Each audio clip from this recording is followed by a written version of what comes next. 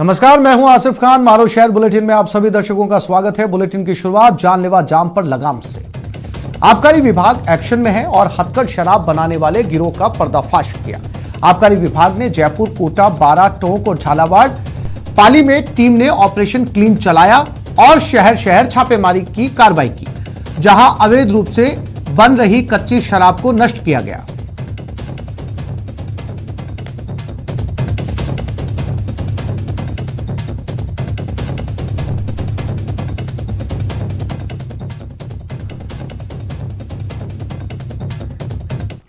भीलवाड़ा, भरतपुर में जहरीली शराब सेवन से हुई मौत के बाद जयपुर कमिश्नरेट और पुलिस अब जाकर एक्शन मोड में आई है। इसी क्रम में पुलिस ने राजधानी के बस्सी इलाके में 25,000 लीटर वॉश के साथ दर्जनों देसी शराब की टंकियां नष्ट की।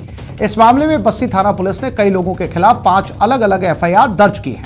बता दें कि पुलिस ने यह कार्रवाई डीसीपी ईस्ट के निर्देश पर की है। पुलिस ने बताया कि कार्रवाई की भनक मिलते ही शराब तस्कर मौके से भागने में सफल रहे, जिसकी गिरफ्तारी के लिए छापेमारी की जा रही है।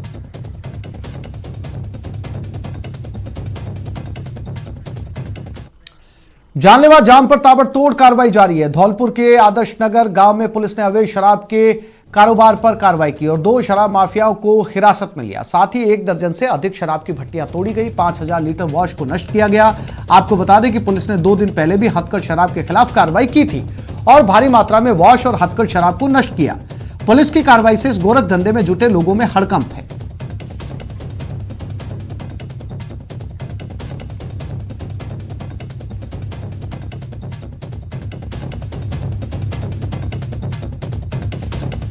फिर से पचगांव के आदर्श नगर में अवैध रूप से शराब बनाने और बेचने वालों के खिलाफ कार्रवाई करते हुए आज यहाँ आए थे। 2 दिन पहले भी यहाँ दबिश दी गई थी, उसमें भी काफ़ी मात्रा में भट्टियाँ नष्ट की गई थी।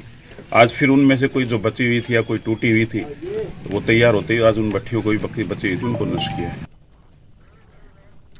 अब हम आपको दिखाते हैं कैसे कोटा और पाली में हथकढ़ पर हथौड़ा चला है। तस्वीरें 2 लेकिन अंजाम एक, अवैध शराब का अंत। अवैध शराब पर गांव वालों का गुस्सा पुलिस की समझाइश का नतीजा है। कोटा पुलिस ने पंचों, प्रधानों और ग्रामीणों को अवैध शराब को रोकने का संकल्प दिलाया है। गौरतलब है कि कोटा के अनंतपुरा इलाके के कलम का कुआं गांव में भारी मात्रा में अवैध शराब का कारोबार चलता है। बार बार की पुलिस की कार्रवाई का भी जब कोई नतीजा नहीं निकला तो पुलिस ने समझाइश का रास्ता अख्तियार किया और राहत की बात यह है कि उसका नतीजा भी नजर आ रहा है। अवैध शराब के खिलाफ पाली पुलिस ने भी अपनी मुहिम तेज कर रखी है। सोजत थाना पुलिस ने 5 लीटर अवैध हथकढ़ शराब को जब्त कर 1,000 लीटर वॉश को नष्ट किया है। इस सिलसिले में पुलिस ने एक आरोपी को भी गिरफ्तार किया है। मतलब साफ है, मरूदरा में अवैध शराब का कारोबार करने वालों की अब एक नहीं चलेगी। या तो अवैध धंधा समेटें या अंजाम भुगतने के लिए तैयार रहें। अब आपको लिए चलते हैं झालावाड़ जिले में अवैध हथकढ़ शराब के खिलाफ चलाए जा रहे अभियान के तहत आज गंधार पुलिस सर्किल की टीमों ने उन्हेल थाना क्षेत्र के टोकड़ा कंजर डेरे इलाके में कार्रवाई की और कई अवैध शराब बनाने की भट्टियों को नष्ट किया। तो वहीं मौके से बरामद 8,000 लीटर वॉश को नष्ट कर ड्रमों को भी जलाकर तोड़ दिया गया।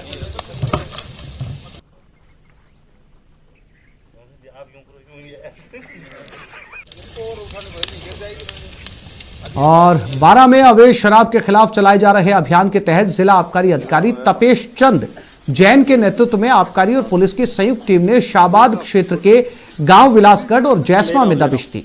इस दौरान कुल 4 स्थानों पर विभाग की टीम ने आधा दर्जन से ज्यादा अवैध शराब बनाने की भट्टियों को नष्ट किया। टीम ने मौके पर 2,000 लीटर वॉश नष्ट कर 20 लीटर हथकढ़ शराब भी बरामद की।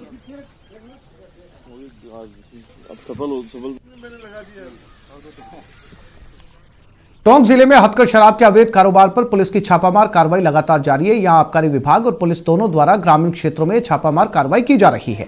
आज यहां सोप थाना पुलिस द्वारा कस्बे की कंजर बस्ती में अलीगढ़ थाना पुलिस ने मंडावरा की छापेमार कार्रवाई की। पुलिस ने यहां हथकढ़ शराब की भट्टियों को नष्ट किए जाने के अलावा वहां से सैकड़ों लीटर वॉश को नष्ट किया। पुलिस ने यहां भट्टियों के अलावा हथकढ़ बनाए जाने के दूसरे उपकरण भी नष्ट किए।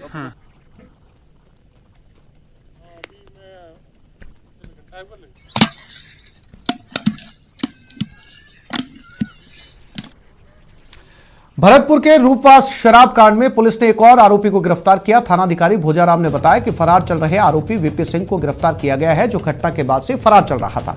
गिरफ्तारी के बाद आरोपी वीपी सिंह से पूछताछ की जा रही है।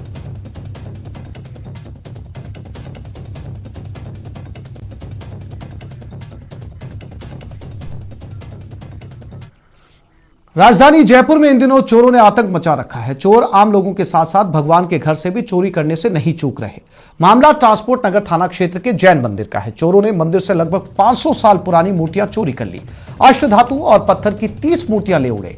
इसके साथ ही 65,000 रुपए, लगभग 2 किलो चांदी के जेवरात पर भी हाथ साफ कर लिया। चोरों ने मंदिर से 3 भामंडल, 3 छत्र और प्राचीन यंत्र भी अपने साथ ले गए। इधर मामला संज्ञान में आने के बाद पुलिस ने मंदिर समिति के मंत्री कमल बज की तहरीर पर मामला दर्ज कर जांच पड़ताल शुरू कर दी है।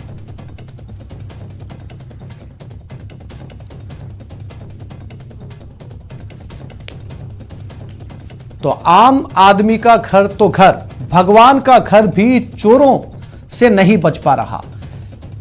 30 मूर्तियां जैन मंदिर से गायब की गई। ट्रांसपोर्ट नगर की यह घटना है। भगवान के घर भी चोर डाका डाल रहे हैं। आप अंदाजा लगा सकते हैं कि किस तरीके से चोरी की वारदातों को राज्य की राजधानी में अंजाम दिया जा रहा है। अगर राजधानी में चोरों के हौसले इतने बुलंद हैं तो दूसरे जिलों में, दूसरे शहरों में आप अंदाजा लगा सकते हैं कि चोरों के हौसले क्या होंगे।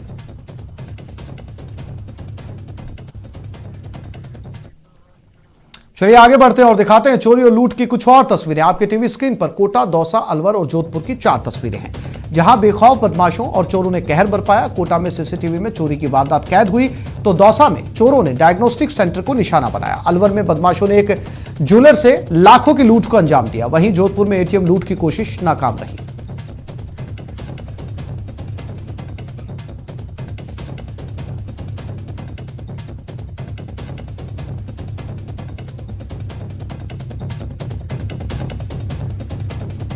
और कोटा में कोचिंग सिटी में चोरी के हौसले जयपुर की तरह ही बुलंद है। यहां आए दिन चोर वारदातों को अंजाम देकर आसानी से फरार हो जाते हैं, लेकिन सीसीटीवी फुटेज के बाद भी पुलिस के हाथ नहीं लगते। बता दें कि 3 दिनों में 4 मकानों से वारदातों को अंजाम देकर चोर लाखों रुपए का माल पार कर चुके हैं। हालांकि चोरों के खिलाफ लोगों ने एफआईआर जरूर दर्ज करवाई, जिसके बाद मौके पर पुलिस पहुंची, घटनास्थल का मौका मुआयना किया, सभी औपचारिकताएं पूरी की, लेकिन पुलिस के हाथ अभी भी खाली हैं।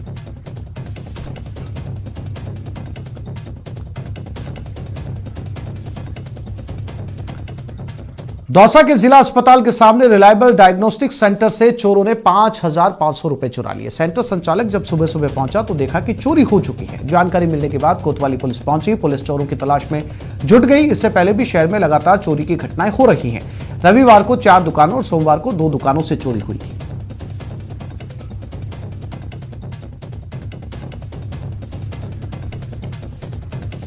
अलवर के भिवाड़ी के फूलबाग थाना क्षेत्र के बाइक सवार 3 बदमाशों ने एक ज्वेलर पर पिस्टल तानकर जेवरात और नकदी लूट ली। वो दुकान बंद कर मोटरसाइकिल से घर जा रहा था, तभी बाइक से आए 3 लड़कों ने हथियार से उस पर हमला कर दिया और 2 सोने की चैन और करीब 16 ग्राम सोना, 30 ग्राम चांदी के साथ 30,000 रुपए नगद लूट ली। घटना के बाद पुलिस सीसीटीवी खंगाल रही है।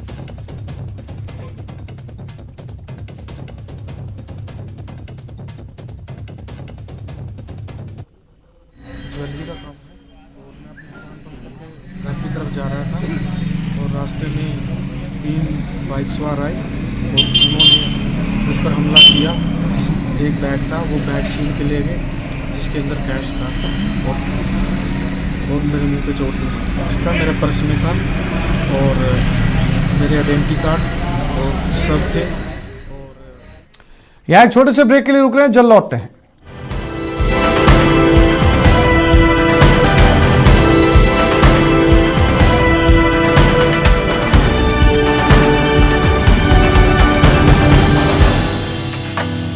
श्रीगंगानगर पुलिस को लॉरेंस गैंग और हरियाणा के गैंगस्टर से जुड़े उन 8 बदमाशों को गिरफ्तार करने में कामयाबी मिली है, जो कारोबारियों से रंगदारी वसूलने के लिए बड़ी वारदात की कोशिश में थे।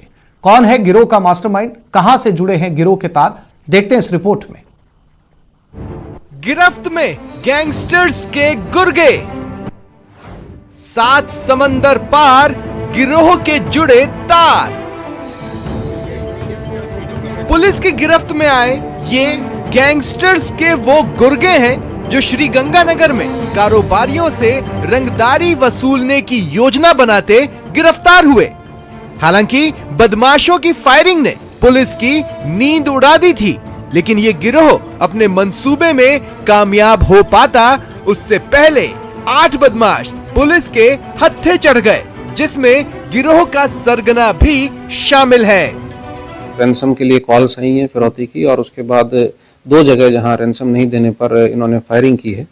इस तरह के जो मुकदमे दर्ज हुए हैं उसमें इनिशियली गंगानगर में एक घटना हुई थी और उसके बाद रायसिंह नगर में एक घटना हुई थी। बेसिकली जो आशीष विश्नोई है वो इन सब का कोऑर्डिनेशन और इन सबको गाइडेंस और इन सबको कमांड कर रहा था, और इसके आधार पर इसमें जो घटना में फायरिंग करने वाले थे वो भी गिरफ्तार हुए हैं।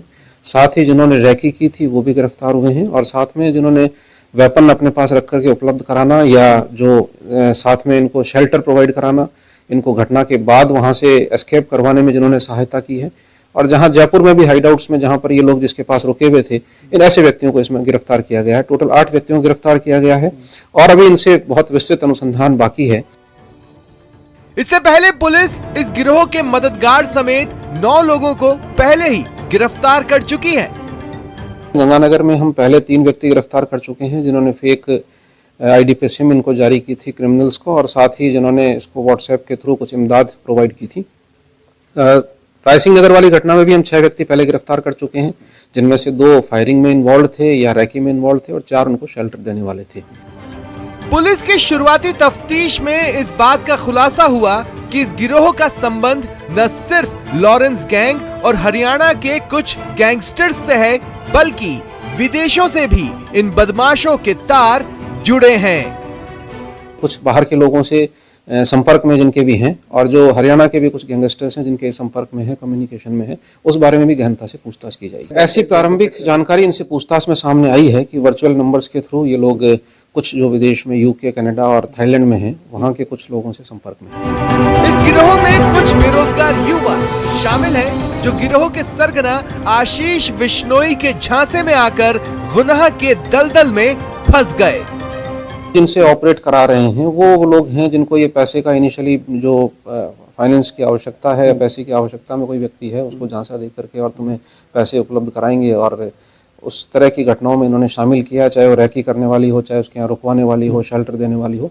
इस तरह के लोगों को सहयोगी शेल्टर देना या इन्फॉर्मर के रूप दारी वसूल करने के लिए एक के बाद एक फायरिंग की वारदात को अंजाम दे रहा था।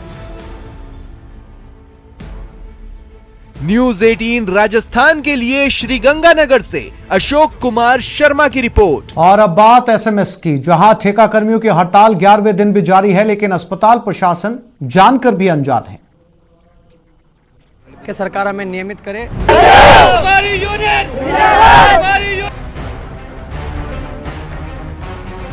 इन्होंने हमको कोई मांग पत्र अभी तक नहीं दिया है।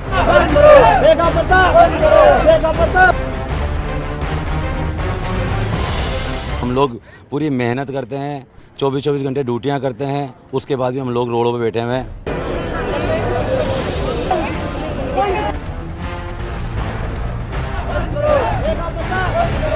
ग्यारह दिन बीत चुके हैं और नियमित करने की मांग को लेकर ठेका कर्मियों की हड़ताल जारी है।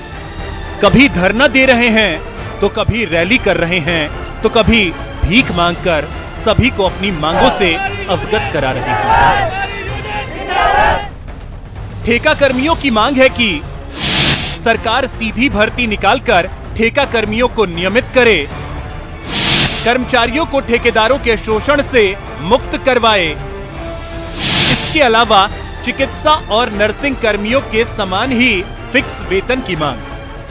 ठेकेदारों को तो 17-17, 15-15 हज़ार दिए जाते हैं और हमें 6-6, 8-8 हज़ार रुपये दिए जाते हैं। और उसके बाद में भी सर हमारे से ड्यूटियाँ 30 दिन कराई जाती है, 26 दिन का भुगतान दिया जाता है। और सर उसके बाद में हम कोरोना जैसे महामारी में भी हमने दिन रात सेवाएं दी, तो उसके बाद में सरकार डॉक्टर्स की, नर्सिंग स्टाफ की सबकी सुन लेता है। आज हमें 18 दिन है यहाँ पे, हम गरीब तबके के लोग हैं, ठेका कर्मचारी है, तो हमारी सुनने वाला कोई नहीं है। राज्य सरकार से हम निवेदन कर रहे हैं इस कार्य को जल्दी से जल्दी करें और हमें हमारा अधिकार कि हमारे कुछ कर्मचारी भी इनमें साथ हैं, इन्होंने हमको कोई मांग पत्र अभी तक नहीं दिया है। इधर ठेका कर्मियों ने साफ कर दिया है, इस बार लड़ाई आर पार की है। जयपुर से न्यूज 18 के लिए सौरभ गृहस्थी की रिपोर्ट। इस बुलेटिन में फिलहाल इतना ही। अपने पसंदीदा चैनल न्यूज 18 राजस्थान की ताजा तरीन खबरों को देखने के लिए आप विजिट कर सकते हैं हमारी वेबसाइट news18rajasthan.com पर। नमस्कार।